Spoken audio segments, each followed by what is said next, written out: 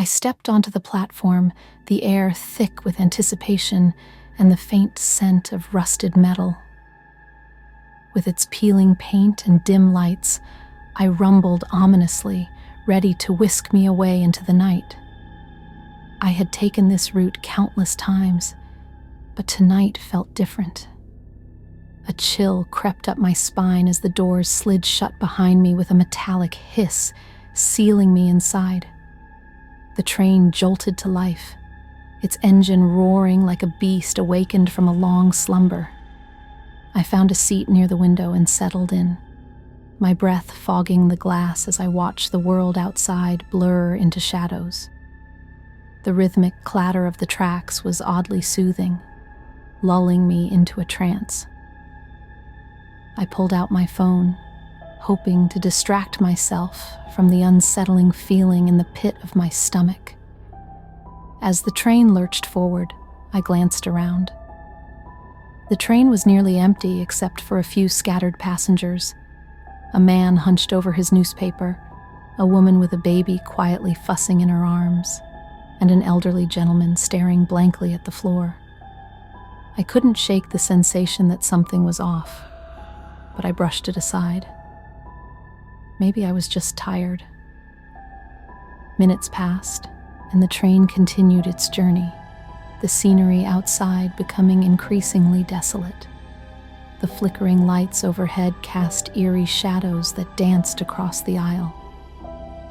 I felt a sudden urge to look outside as if something was beckoning me. The landscape had transformed into a ghostly panorama.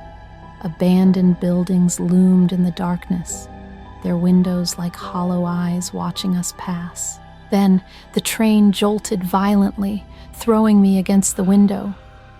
The lights flickered wildly, plunging us into a brief darkness before the emergency lights flickered on. My heart raced as I looked around. The other passengers seemed unfazed, their faces shrouded in shadows. The man with the newspaper had stopped reading and was now staring at me, his eyes gleaming with an unsettling intensity. "Are we stopping?"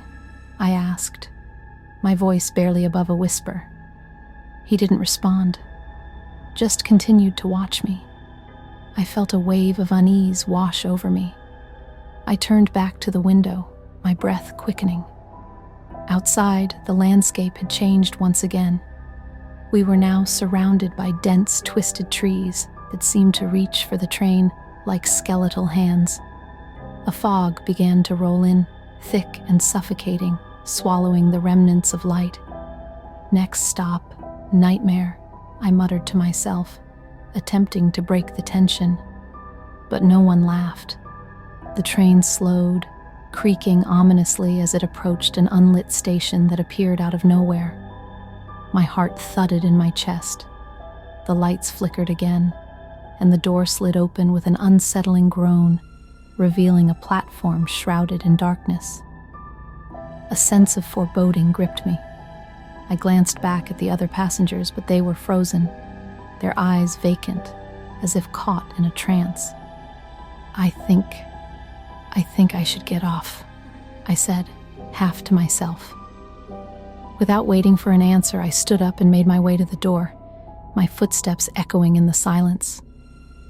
As I stepped off the train, the chill in the air wrapped around me like a shroud. The platform was eerily quiet.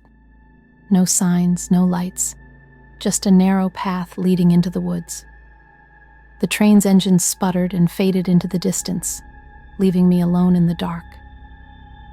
I turned back to the train, but the door had already closed, sealing off any chance of returning. "Hello?" I called out, my voice swallowed by the oppressive silence. There was no answer. Taking a deep breath, I started walking down the platform, my footsteps crunching on the gravel. The trees loomed ominously, their branches swaying in the wind, whispering secrets I couldn't decipher.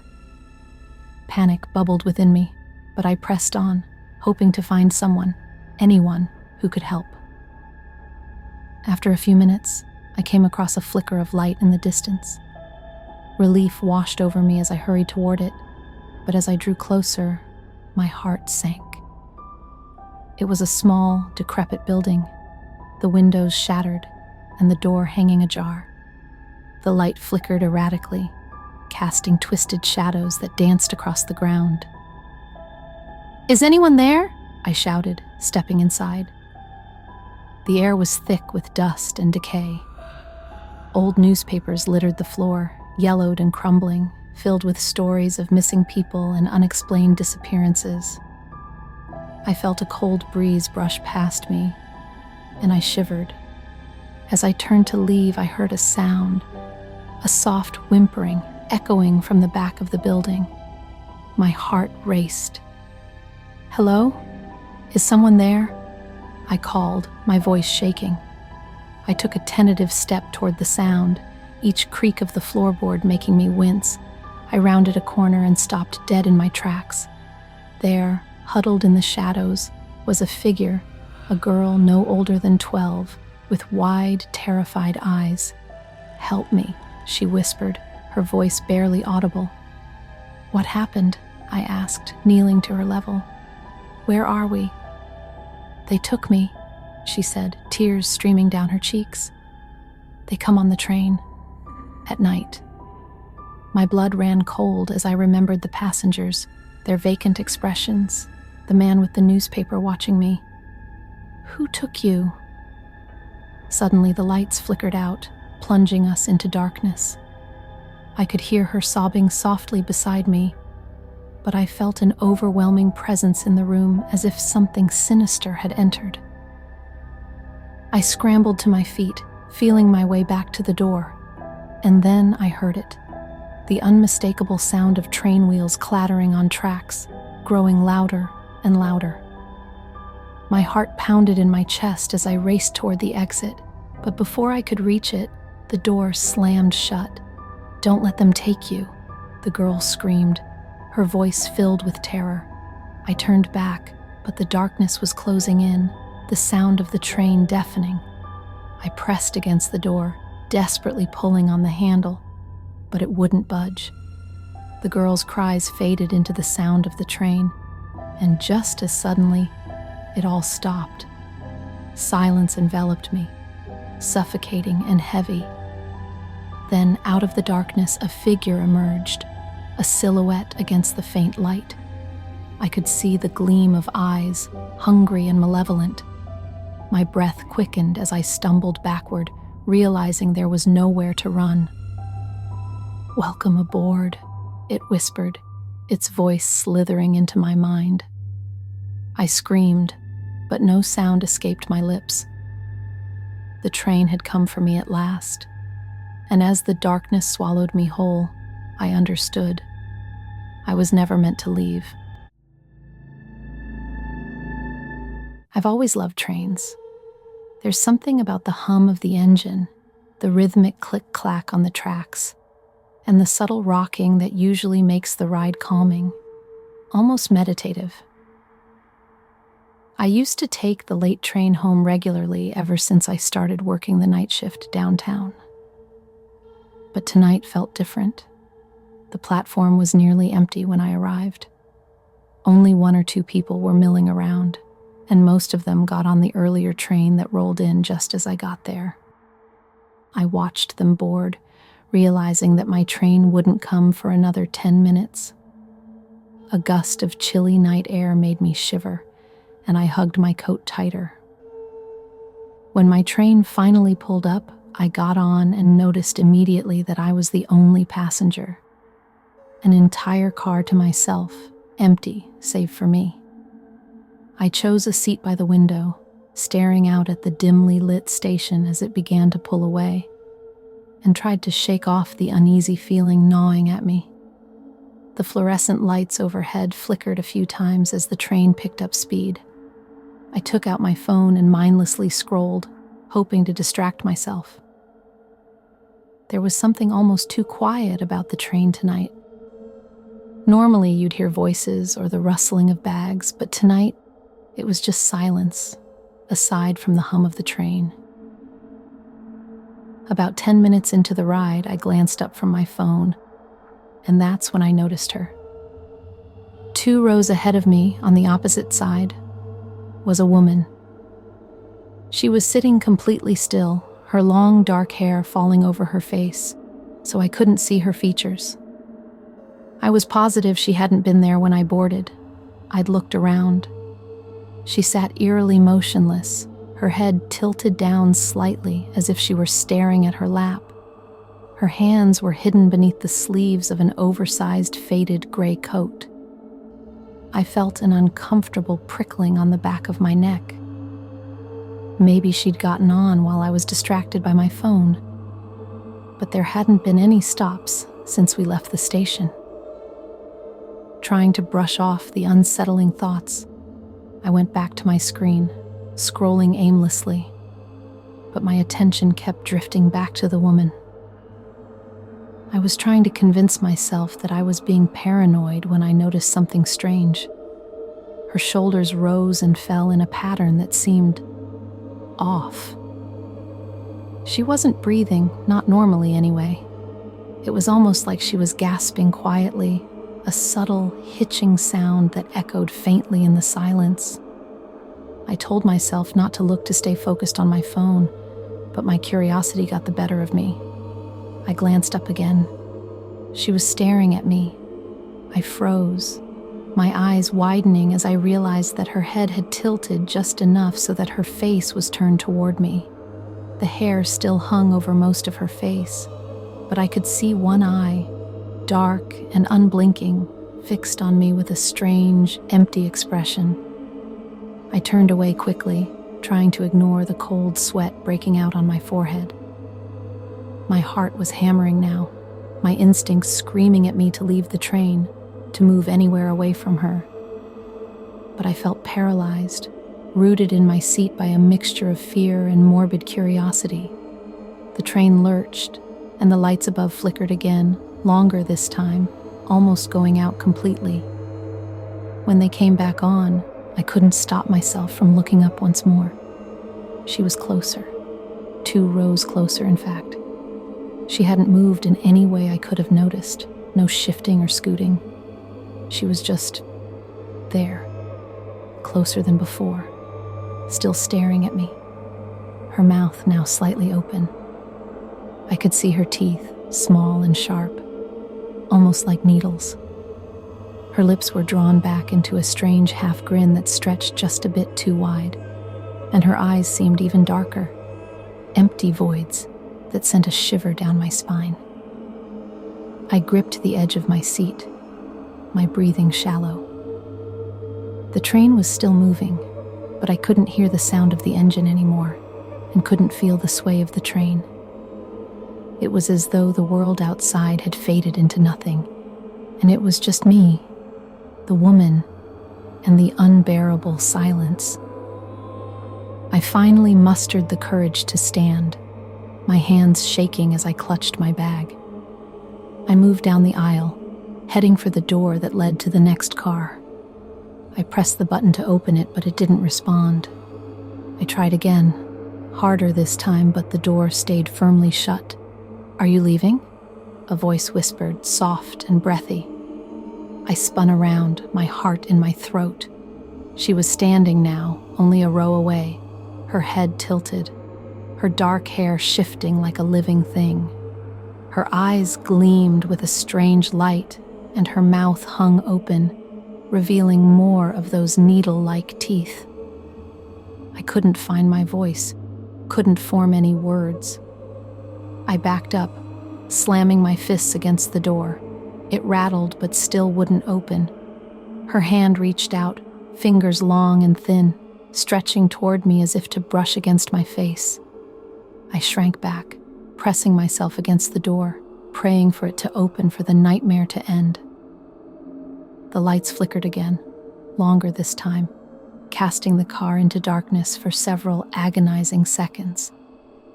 When they came back on, she was standing right in front of me, her face inches from mine. Her mouth was open wider now, stretched far too wide for a human jaw, and I could see something writhing inside, like shadows twisting and curling. "Stay with me," she whispered, her voice a rasping, hollow sound that seemed to come from everywhere and nowhere all at once. Her hand reached out, cold and clammy, as it brushed against my cheek. I tried to scream, but no sound came out. My vision blurred, darkness creeping into the edges of my sight as her fingers tightened around my face. The lights flickered one last time, and everything went black. When I woke up, I was alone in my seat, my head pounding and my body drenched in sweat. The train was moving normally again, the hum of the engine and the sway of the car back to the comforting rhythm I knew. I looked around, half expecting to see her still standing there, but the car was empty. Just me and the silence. I pulled out my phone to check the time, only to find it dead. The battery had been fully charged when I boarded. Shaking, I shoved it back into my pocket and tried to steady my breathing, telling myself it had all been a dream, a hallucination brought on by exhaustion. But as I leaned back in my seat, something caught my eye. There, on the seat across from me, was a single dark hair, long and tangled, resting against the fabric. And in the dim reflection of the window beside me, just for a moment, I could see a shadow standing behind me, watching, waiting.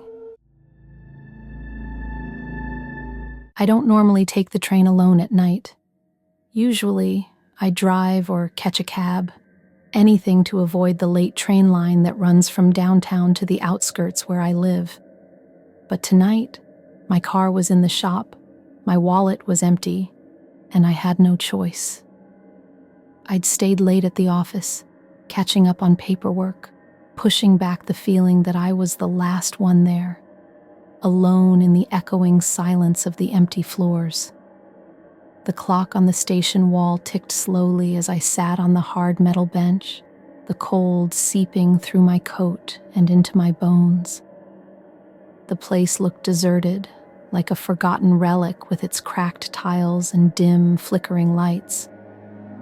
I could hear every sound, my shallow breathing, the hum of distant machinery, the occasional gust of wind blowing trash across the tracks.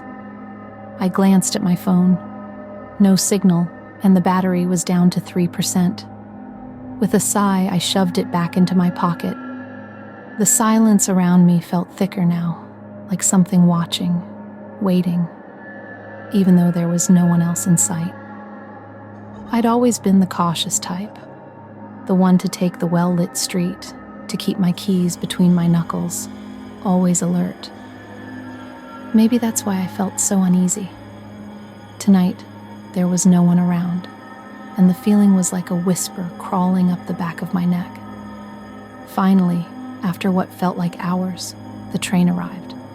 The headlights pierced the darkness, and the old machine screeched to a halt.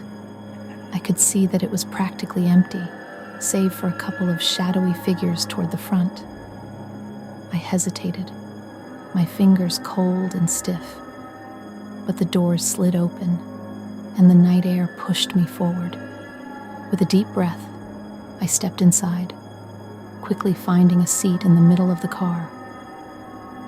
The train was silent, almost unnaturally so.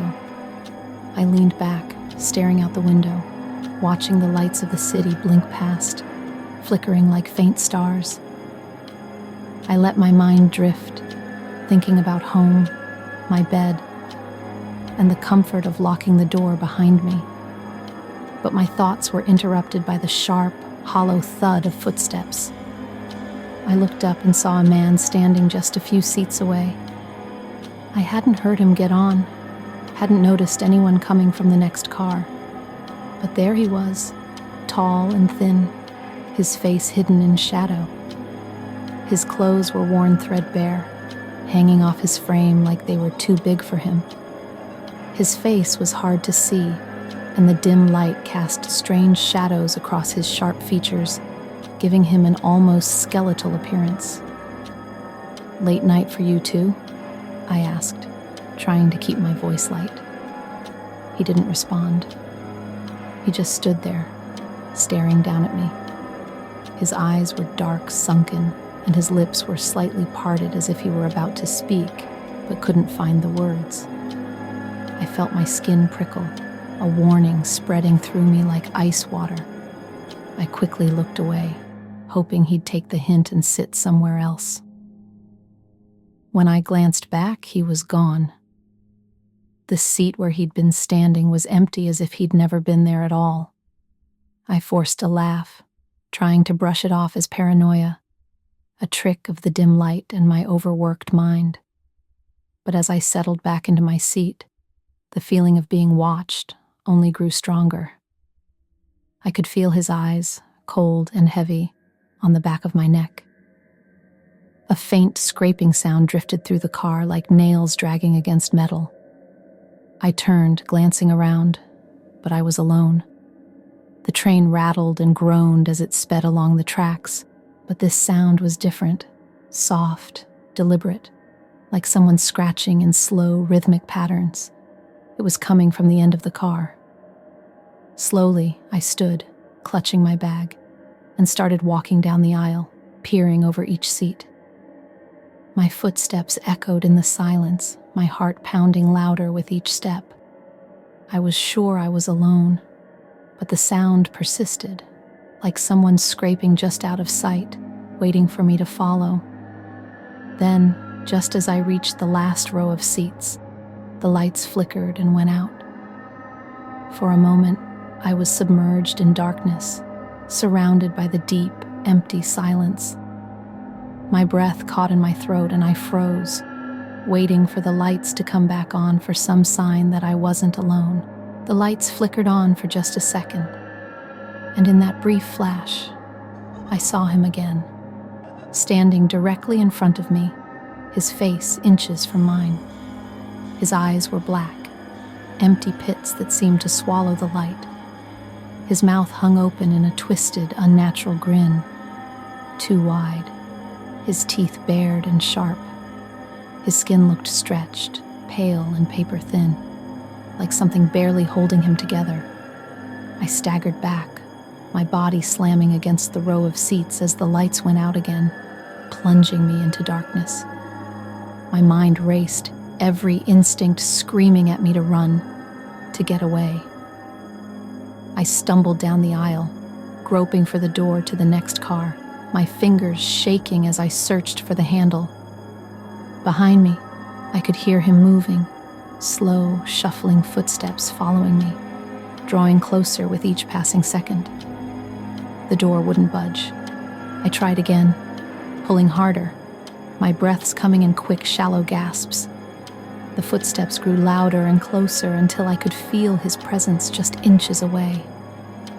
The lights flickered back on, and I saw his face again, peering over my shoulder. His mouth stretched into that awful grin, his eyes locked onto mine. He reached out, his fingers long and thin, brushing against my arm, and his touch was cold, like ice seeping through my skin. I let out a strangled scream, pulling away, and this time the door slid open. I stumbled into the next car, slamming the door behind me, gasping for breath. The car was empty and silent, but I didn't feel safe. The feeling of being watched was still there, lurking like he was just out of sight, waiting. The train pulled into my station just as the lights went out for the last time. I didn't wait.